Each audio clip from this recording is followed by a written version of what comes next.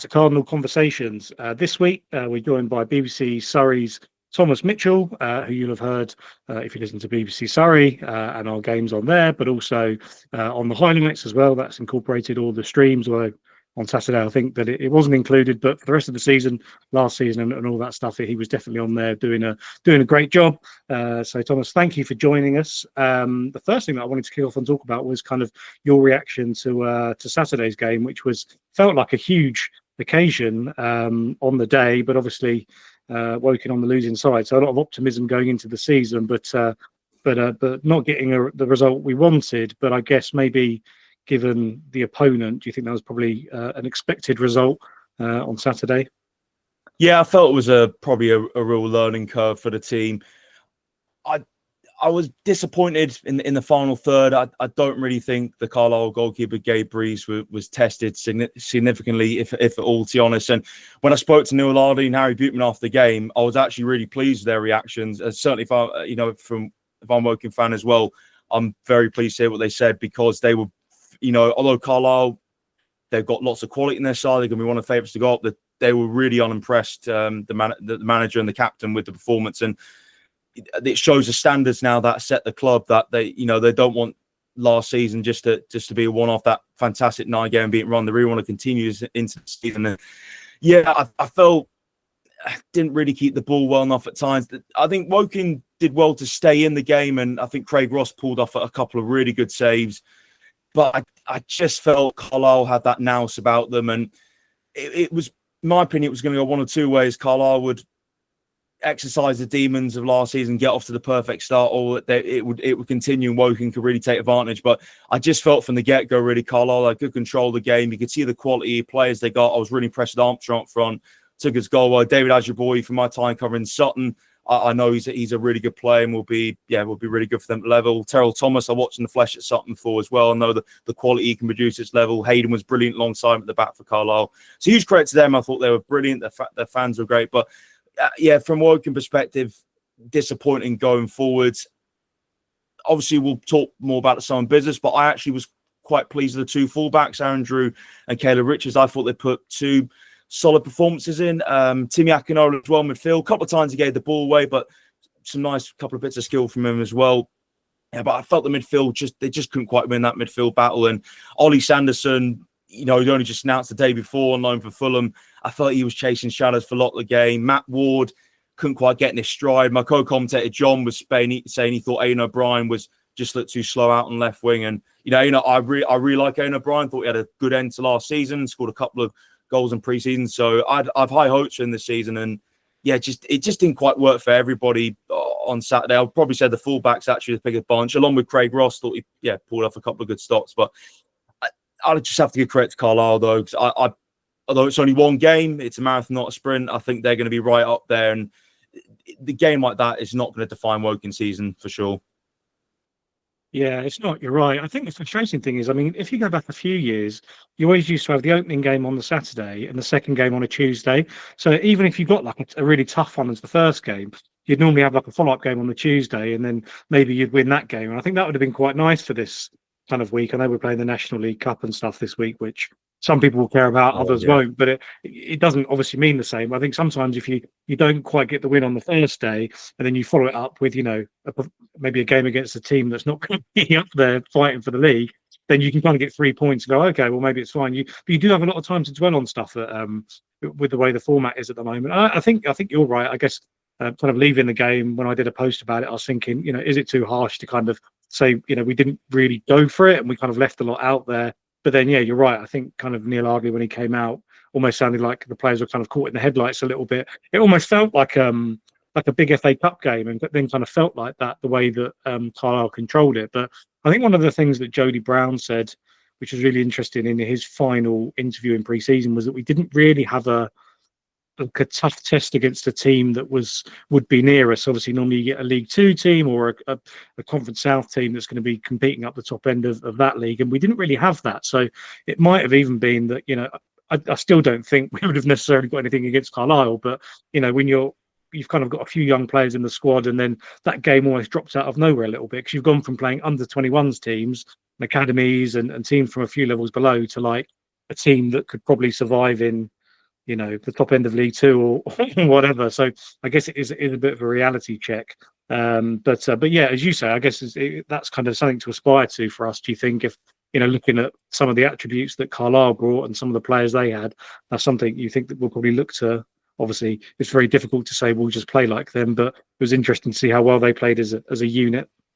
Yeah, huge credit to them. I think they set the benchmark as to how to do it really. And I felt last season Woking improved. They're really good at staying in games, can make it tough teams. Just need that little bit of nous and know-how to maybe win those tight games as well. I think, for example, like away from home last season for Woking, picked up a lot of draws, but if they want to take it to that next level, they're going to have to turn those draws into wins. But yeah, as I said, it's only game one, and I think the games coming up, we'll find out a lot more about what this Woking side could be about this season. And I still think there's quality there. Neil Larley's made it clear he still thinks that they're one or two short, and I would agree in that. Maybe wants a bit more at the top end of the pitch, maybe a tad bit more depth in defence. I think midfield the team's well stocked, but yeah, maybe that little extra bit of creativity, even though Ollie Sanderson just signed recently up front. But yeah, I think again the team are going to take this as a real learning curve. And I still look around this Woking team and think that there's absolutely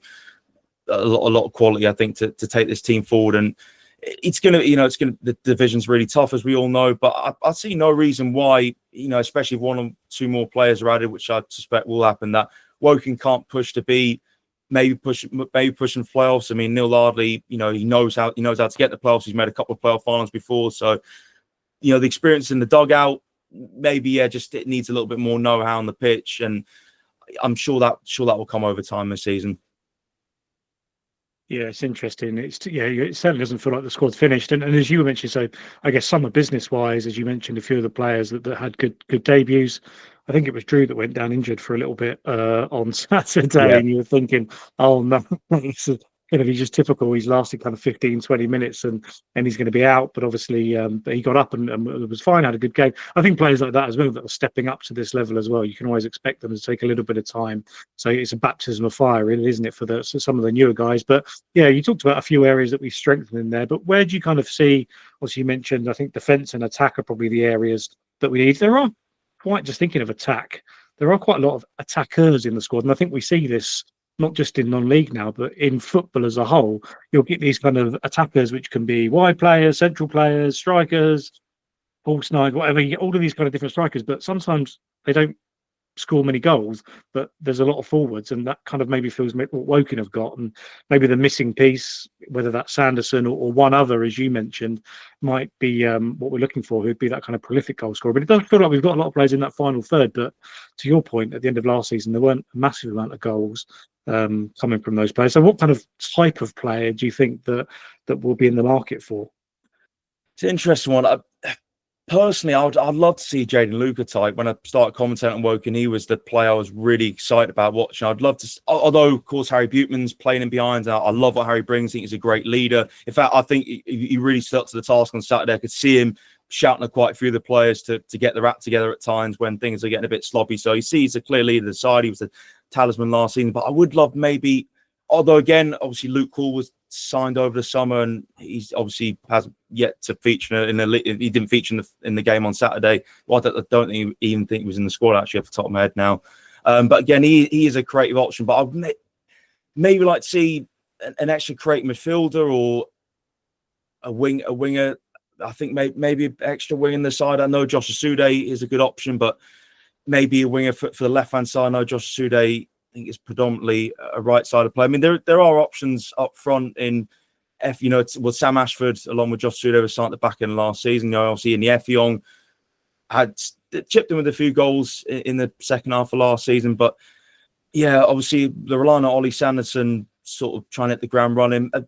Again, look at maybe an extra centre back or left back as well. No, I know Caleb Richards can fill in left back, centre back as well, but I think maybe an extra left back option. I think thinking about right back, if Aaron Drew did go off injured, Tariq Hines can come on and play right back. I think that Woking are well stocked in that position for sure. But yeah, maybe an extra creative player or two. I said this earlier on. I think midfield actually Woking looks solid in that position. So anything set midfield, I think Woking should be fine on. I mean, Tunji Akinola had to play centre back on Saturday, and again, he's a vital member of the squad in terms of his versatility. Dan Moss was someone who did provide versatility as well in defence, but obviously departed over the summer. But yeah, I'm maybe thinking an extra winger or create midfielder, maybe another defensive option as well won't hurt the team. So I maybe imagine that's positions that they might be looking for, but there might be something complete left field. They might see it differently to me, and there might be a position where I don't think that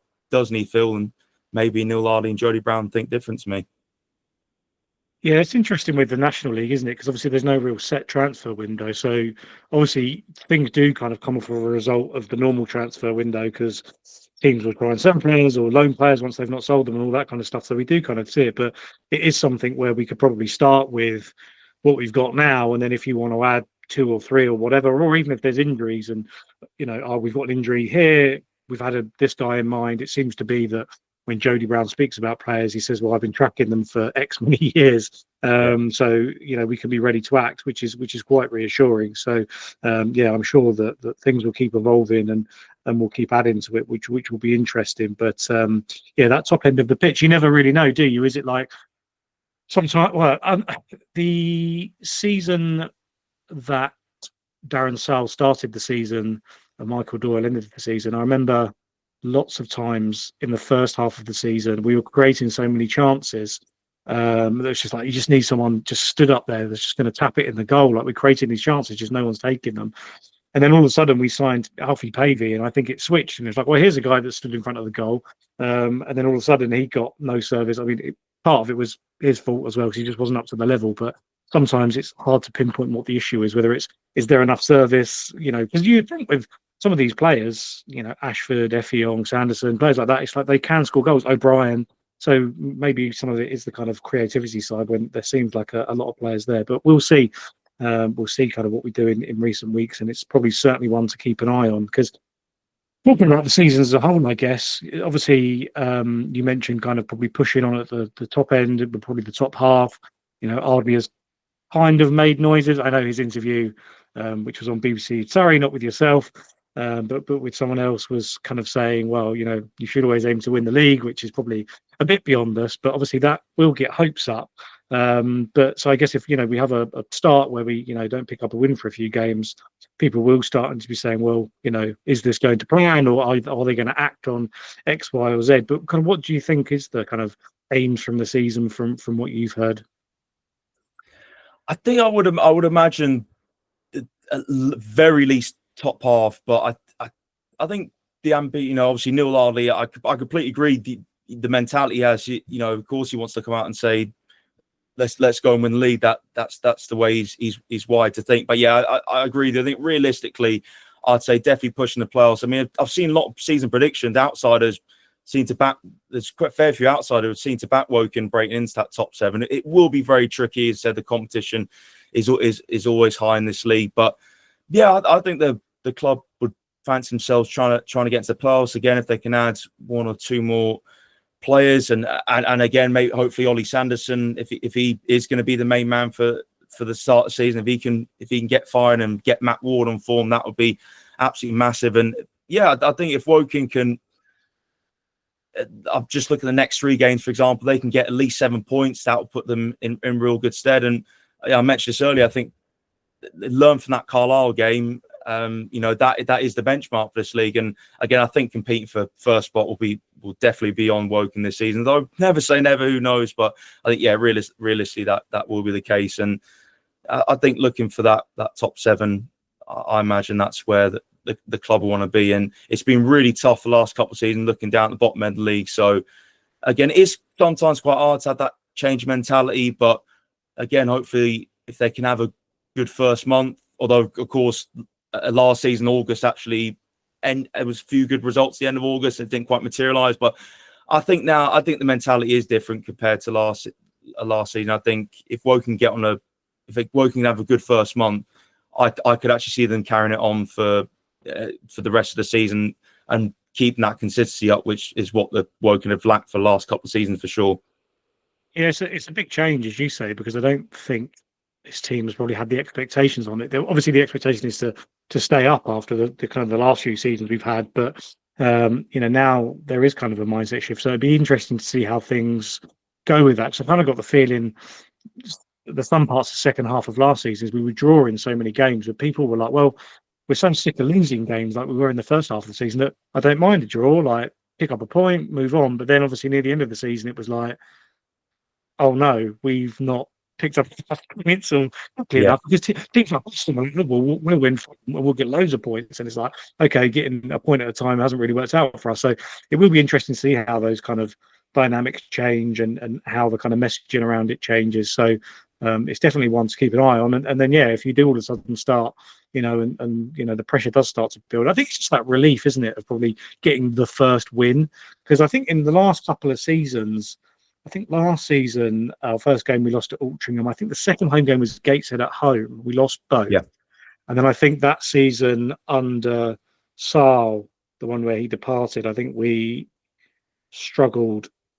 We drew 0-0 with Kidderminster on the opening day. And I think we might have lost our first home game, and then we won the following Tuesday, I think. So there has been a few recently where we've not got off to a great start. But as you say, there's so many games in August that you can kind of easily catch up. But it would definitely be one to keep an eye on in the interviews you guys do, because I think the club, other than Ardley, have been quite maybe clever, or they've kept their cards close to their chest on not making big statements about what the expectations and the aims are.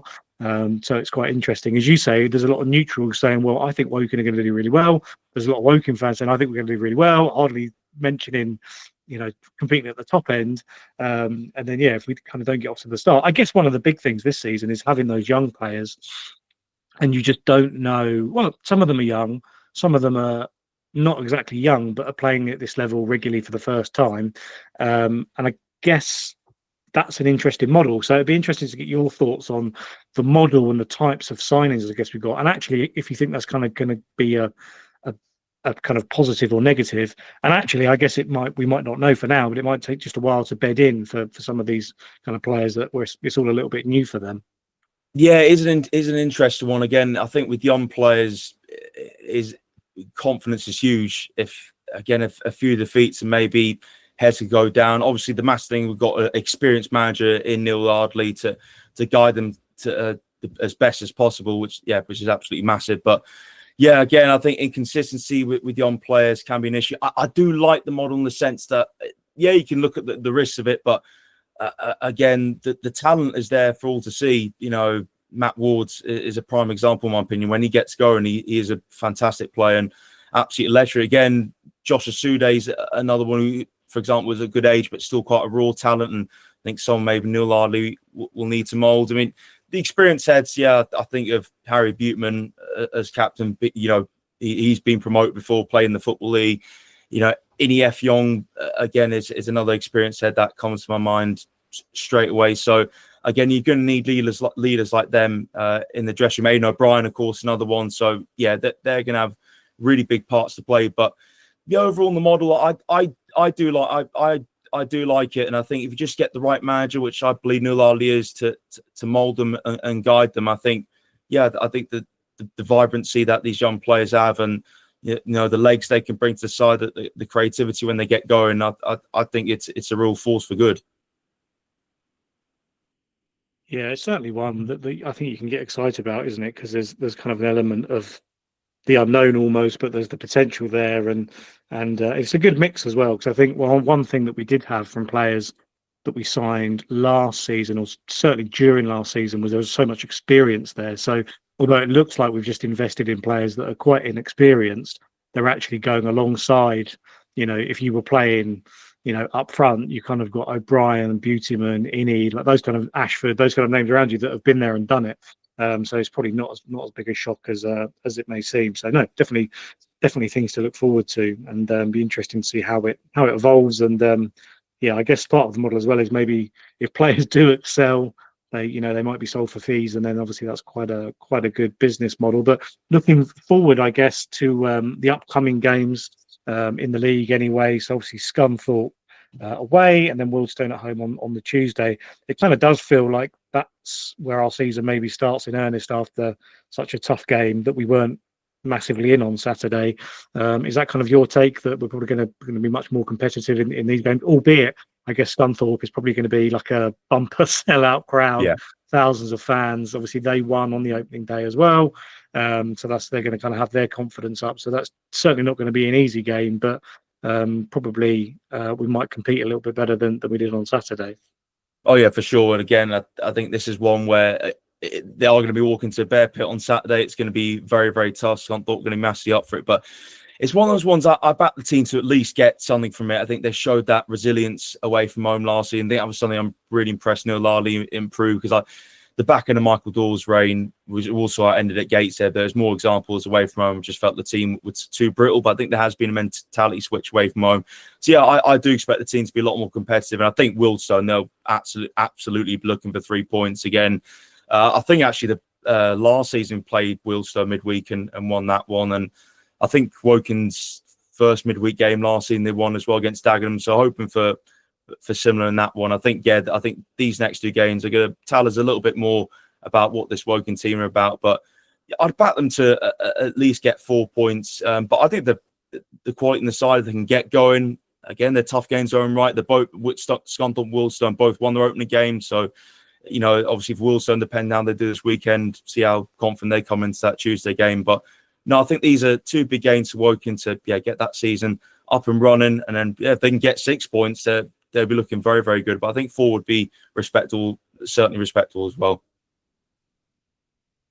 Yeah, that's definitely going to be the hope. And I think, as we were talking about earlier, the pressure does start to build, I think, doesn't it? If you don't, I mean, if they kind of lose at Scunthorpe and then that Wealdstone game, you can almost imagine going behind in that game or something, people are going to be like, what? It's not panic setting in, but you know what football fans are like. It's kind of like fearing the worst kind of already. But is there any kind of changes you think could happen to kind of the lineup and the starting 11 that we saw from the opening game to the next few games? I know currently, as we speak, the National League Cup game's going on, which I think is just kind of a lot of rotation. And I guess Neil's probably going to be looking at some options. But are there any? I think you mentioned Asude. He looked really good when he came on Saturday, even though they kept smacking the ball up in the air and he was kind of by giants. And it's just like, I don't think he's going to win that many headers, but he looked really good. But maybe he's, on one side you could say he could be due a start, but on the other side he has been a bit of a super sub, hasn't he? So I guess you have to kind of balance the two and say, well, he's great to start him on the bench, or do we start him on the pitch? Is that one change you think might happen? Yeah, I would say actually that could be one I see happening. He's playing that West Ham game tonight. It's been, as you said, a lot of rotation for that one. I'd maybe Jack Turner, I thought played a couple of decent passes. He might be a shout to come into that midfield. I would say off the top of my head, though, I agree that I think Josh Asude might be the one. I'd maybe think they'll give he'll give Ollie Sanderson another chance up front to impress. So, overall, just think about that side. I think you're right. I think Josh Asude might be a shout. Maybe Rogue won't be Jack Turner, but I think that the same back four. But I think that I'd be cool with that. And again, I think obviously Matt will continue on the right hand side. And so I think Josh Asude and possibly Jack Turner there. Off the top of my head, I think there'd be the changes that could maybe happen. It's interesting with Asude because when you mentioned Ward, because Ward kind of went through the same process last season, a little bit like Kendall did at times, where they became so kind of typecast into we'll bring them on late in the game, fresh legs, exciting players that will make a difference. That it can be difficult to then get a start in the 11 and go from there. But it does feel like Ward or Asude probably do a very similar thing and can play similar roles. So, I guess Sanderson or Innie. I see Ashford's been sent off in that National League Cup game. I, for the life of me, don't know if that means he's suspended for actual league games or if it's only for National League Cup games. So that might be one we're without on Saturday as well, if that is the case. So it'll be interesting to see kind of what we go with. But I agree actually with some of the observations there as well. You're right. The defence, I think, is probably pretty set, and obviously the keeper as well. I guess maybe a word for your thoughts on Craig Ross. Obviously, a few years since he's been at Kingfield, and a tricky season last year for Maidenhead, but on Saturday he kind of pulled off some good saves. I think some of the saves he pulled off were from chances that he created, great stuff he had Yeah, done. yeah, So I think one of them was the corner where I think it was a bit unfair because I think the ball was spinning, and if he hadn't have touched the ball, I think he was worried that it might have just somehow snuck past him, and that'd have been really embarrassing. So he touches it out from a corner, but then makes a brilliant save from the corner. And one of the other ones where I think he played it out from the back, they yeah, won the ball yeah. back and almost lobbed him. But do you think? How do you think he played on Saturday? And I guess do you think we did bring in the lone goalkeeper as well? But do you think Ross will be the first choice for the first month of the season? Oh yeah, for sure. Again, good experience, pair of hands. I think as a second choice goalkeeper, obviously Will he is the man and be massive when he's back. But I think Craig Ross is it would be perfect. Is perfect deputy for him. Yeah, as you mentioned, a couple of shaky moments, but I think it was that save second half as well. He pulled off from Linney and then straight away from Armstrong, where I think Armstrong got quite a bad cut on his face in that one. So yeah, a few really good stops from him. Experienced, steady pair of hands. So yeah, solid piece of business from Woking. Obviously knows the club well. So yeah, no complaints that one at all. And yeah, I expect him to be the main goalkeeper until Will's back. Yeah, that actually blew up into a bit of a storm, didn't it? The Armstrong or tackle, if you can call it that. But I see it's been covered in a few of the national outlets, which is kind of interesting. But I think they're probably trying to blow it into a bit of a storm that doesn't really exist, because I think at the time the ref obviously didn't give anything, because it's one of those where Ross has the right to put his foot up to get the ball, but also the striker's head is going down towards the ball. So it's one of those. It's not like Ross has kind of kung fu kicked him in the head. So it was a little bit unfortunate. He's kind of been made the villain in some of the national, I think the Daily Mail and the Sun and people like that have covered it. So it's kind of interesting how those things can get picked up. But yeah, lucky he didn't get sent off, I guess. Otherwise, it would have been for a few games. Yeah, Obviously, an academy keeper probably would have come in and gone from there. But thank you very much for your time. I guess if people no want to problem. hear the games, are you off to Scunthorpe, or is it going to Wealdstone your next game? Wilso is my next game, so hopefully the lads can do the business on Saturday and yeah, try and get a bit of momentum going. And yeah, I'll always love games on the lights at Kingfield. So yeah, hopefully it starts off in the right way.